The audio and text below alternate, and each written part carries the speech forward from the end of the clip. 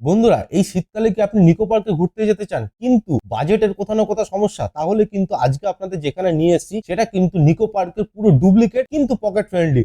মানে 200 টাকার কম্বোর ভেতরে আপনি সব কটা রাইড এবং আপনার পার্কে এন্ট্রি ফ্রি কিন্তু ইনক্লুড থাকবে। খোলা স্পেস, পার্ক, গার্ডেন, রাইডস সবকিছু কিন্তু এইখানে পাবেন। তো আপনি যেখানে থাকুন না কেন, আপনাকে প্রথমে আসতে হবে দমদম রেলওয়ে স্টেশনে। সেখান থেকে হাবড়া বা বনগা লোকাল এই ধরনের যে ট্রেনগুলি সেইগুলো ধরে কিন্তু চলে আসতে হবে আপনাকে বিরা স্টেশন। মানে দত্তপুকুরের পরেই পরে বিরা স্টেশনে এসে কিন্তু আপনাকে 2 নম্বরের দিক থেকে টোটো ধরে আপনি বলবেন হ্যাপি ভ্যালি পার্কে যাব, 20 টাকা টিকিটে কিন্তু আপনাকে পৌঁছে দেবে। প্রথমে পার্কে ঢুকেই আপনি যেটা দেখতে পাবেন সেটা হচ্ছে তো একটা সাধারণ পার্ক যেরকম ভাবে খুব সুন্দর করে সাজানো গোছানো থাকে সেরকমই কিন্তু আপনি ঢুকেই বুঝতে পারবেন। হচ্ছে আপনার ডান দিকে একটা 5D হল আছে, যেটা আমি সাজেস্ট করব আপনাকে যে সব রাইড করে আসার পরেই তারপরে কিন্তু এই হলটায় প্রবেশ করুন, কারণ এতে কিছুটা আপনার মাথা ধরতে পারে। কারণ 5D সিনেমা আপনি বুঝতেই পাচ্ছেন, আমি জানি না ওটা 3D না 5D অ্যাকচুয়ালি, কারণ 5D তো শুনিনি, এইখানেই প্রথম দেখলাম। কিন্তু এটা সবার শেষে আপনি দেখুন, সেটাই আপনাদের জন্য আমি সাজেস্ট করব, কারণ একটুখানি মাথা কিন্তু ধরতে পারে। এরপর আপনি আস্তে আস্তে যত ভেতরের দিকে যাবেন তত দেখবেন বাচ্চাদের জন্য বিভিন্ন ছোট ছোট রাইড যেগুলো কমন পার্কে থাকে। এছাড়াও কিন্তু বড়দের জন্য রাইডসগুলো আপনি একটা একটা করে চোখের সামনে আপনি দেখতে পাবেন। কারণ বড়দের রাইডসগুলো যেগুলো রয়েছে সেগুলো কিন্তু কিছুটা কিছুটা ডিস্টেন্সে দেওয়া আছে। অ্যাকচুয়ালি পার্কটা অনেকটাই বড়। আপনি পুরো পার্কটা যখন আপনাকে ঘুরিয়ে দেখাবো আপনি বুঝতে পারবেন অ্যাকচুয়ালি এলাকাটা অনেক বড়। তো প্রথমেই আমরা যে রাইডটাতে উঠলাম সেটা কিন্তু বাটারফ্লাই, যেটা বন বন করে ঘোরে, খুব জোরেই ঘুরছিল অ্যাকচুয়ালি। মানে শেষের দিকে যে বসবে না, আপনি বলতে গেলে তার গায়েই পড়ে যাবেন একদম। আর মাম্মামকে দেখতেই পাচ্ছেন ও কি রকমের আনন্দ করছে। সেখান থেকে একটু বাদিকে যখনই আপনি চলে যাবেন, কিছু দূর ঘুরে গিয়ে আপনি দেখতে পাবেন যে ওখানে একটা ফুচকা স্টল লাগানো আছে, কিন্তু ভুলেও ওখান থেকে ফুচকা খেতে যাবেন না, কারণ ওটা হচ্ছে একটা ড্যামি। তো যাই হোক না কেন, সেখান থেকে এসে দেখবেন একটা বাদর বসে আছে, আপনি তার পাশে ইচ্ছা করলে বসতে পারেন। এরপরে যেটা থাকছে, এখানে একসঙ্গে 4টে জিনিস আছে এই জায়গাটার মধ্যে। এক হচ্ছে দেখতে পাচ্ছেন যে মাম্মাম মিকি মাউসে চড়ছে, এবং তারপরে কিন্তু এখানে থাকবে জাম্পিং।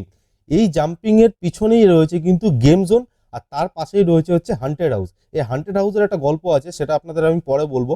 যাই হোক না কেন, গেম জোনের ভেতরে কী কী ছিল, গেম জোনের ভেতরে অনেকগুলো গেম ছিল, খুবই ইন্টারেস্টিং জিনিসপত্র ছিল। আর তার মধ্যে হ্যামারটা রুমা মেরেছিল, কিছু মিটারে ওঠেও নি, লাল বাতিও জ্বলেনি। যাই হোক না কেন, সেটা পরের কথা। এবার ওখানে মাম্মামদের জন্য কিন্তু খুব, মানে বাচ্চাদের জন্য খুব সুন্দর একটা জিনিস ছিল, যেটা হচ্ছে মুভমেন্ট করা গাড়ি। মানে ডিসপ্লেতে দেখতে পাবে, প্লাস হচ্ছে গাড়িগুলো মুভমেন্ট করবে। আমরা জানি সাধারণত যেগুলো আমাদের মানে যে বিভিন্ন প্লে গেমে বা আমাদের এই সমস্ত ধরনের জায়গায় থাকে সেই ধরনের। আর এইখানে সব থেকে ইন্টারেস্টিং জিনিসটা আমার যেটা পছন্দ হয়েছে সেটা হচ্ছে এই মাসাজিং চেয়ারটা।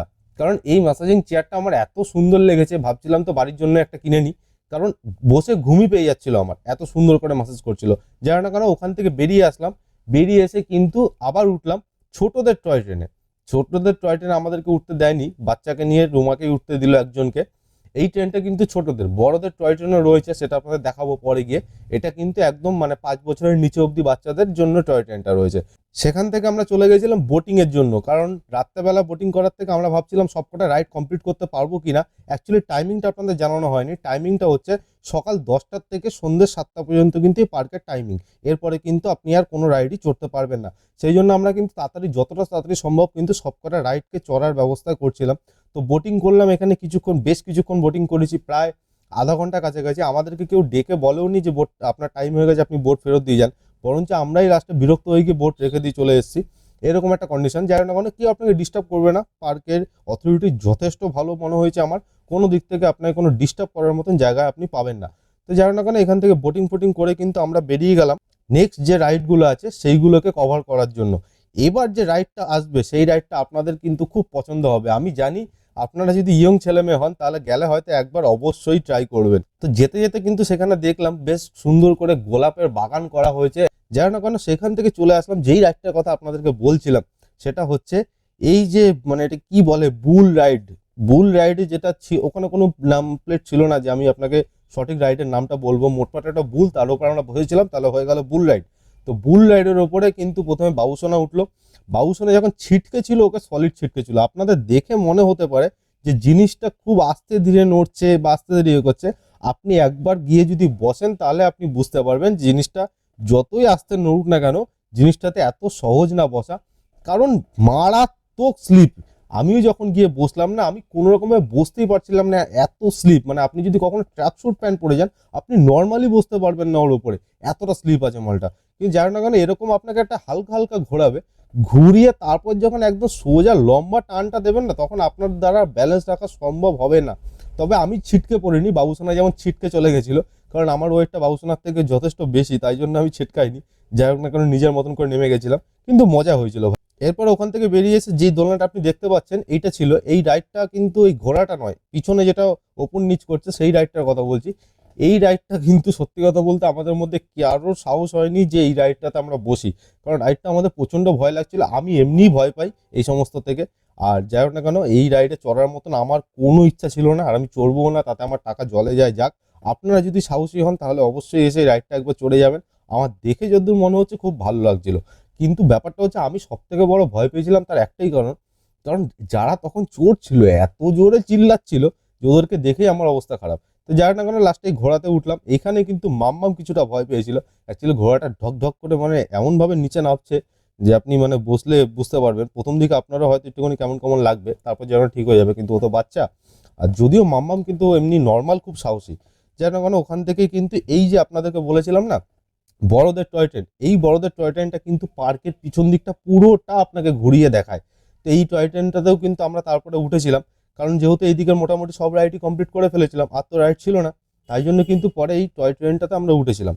তো টয় ট্রেনটাতে উঠে পুরো পার্কটাকে কেমন লাগছে আপনারা একটু দেখুন, তারপর বাকি কথা পরে বলছি।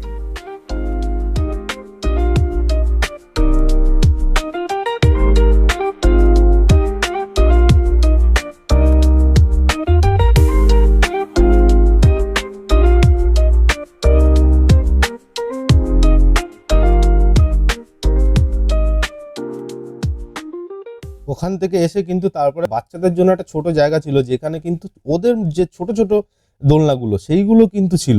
যেমন দেখুন মামাম যেগুলো চড়ছে এইগুলো ঘোরানো স্লিপ এই ধরনের জিনিস। তো যাই হোক না কেন সেইগুলো আমরা কমপ্লিট করে আসলাম। এসে আমরা আসছিলাম অ্যাকচুয়ালি 5D হলের দিকে, আবার রিটার্ন করছিলাম। তো 5D হলের ভেতর ঢুকেছিলাম, হলটা তো পুরো কালো অন্ধকার, কিছু নেই। আর ভেতরে যখন শো চলবে তখন ফোন ব্যবহার করা অ্যালাউড নেই, যার জন্য আপনাদের জন্য ভিডিওটা আনতে পারি। এরপরে যেটা বেস্ট রাইড ছিল সেটা কিন্তু হলো কি এটাকে বলে স্লাইডিং কার না কিছু একটা বলে, যায় না কেন, এইটা কিন্তু আমার কাছে বেস্ট লেগেছে। অ্যাকচুয়ালি আমরা 3বার আলাদা আলাদা করে টিকিট কেটে উঠেছি। মানে প্রথমে একবার ফ্রির জন্য চড়েছি, তারপরে আরো দুবার টিকিট কেটে উঠেছি, এত সুন্দর লেগেছিল। বাবুসোনার আমি গাড়ি নিয়ে মারামারি করছিলাম, এটাই হচ্ছে এখানকার মেন জিনিস। আপনারা আসুন, আমার মনে হলো যতদূর আপনাকে দেখালাম এর পেছনেও কিন্তু কিছু রয়েছে, বেরিয়ে যাবেন না, কিন্তু যতদূর আপনাদের দেখালাম আশা করছি পার্কটা সম্বন্ধে একটা ধারণা আপনার ভেতরে হয়ে গেল। এছাড়াও পার্কের ভেতরে কিন্তু প্রচুর বড় স্পেস রয়েছে, বাগান রয়েছে পিকনিক করার জন্য, মানে আপনি গ্রুপ নিয়ে এসে পিকনিক করতে পারেন, এরকম কিন্তু পার্কটা। তো আশা করি ভিডিওটা আপনাদের ভালো লাগলো। যদি ভালো লেগে থাকে অবশ্যই চ্যানেলটিকে সাবস্ক্রাইব করুন, ভিডিওটাকে লাইক করুন, শেয়ার করুন। যারা যারা আপনার বন্ধুরা ঘুরতে যেতে চান বা কেউ যদি ঘুরতে যাওয়ার প্ল্যান করে সামনাসামনি একদিনের কোনো ট্রিপ, তাদের মধ্যে কিন্তু ছড়িয়ে দিন। তো আজকের মতন টাটা, পরের দিনকে আবার দেখা হচ্ছে। অবশ্যই চ্যানেলটা সাবস্ক্রাইব করুন, তবেই কিন্তু এরকম ধরনের আপনাদের সামনে ভিডিও আমি আরও বেশি করে নিয়ে আসতে পারবো। আপনারা কিন্তু বাড়িতে বসেই জানতে পারবেন কোন জায়গাটায় যাওয়া ঠিক, কোন জায়গাটায় যাওয়া ঠিক না। তো চলুন আজকের মতন টাটা, পরের দিনকে আবার দেখা হবে।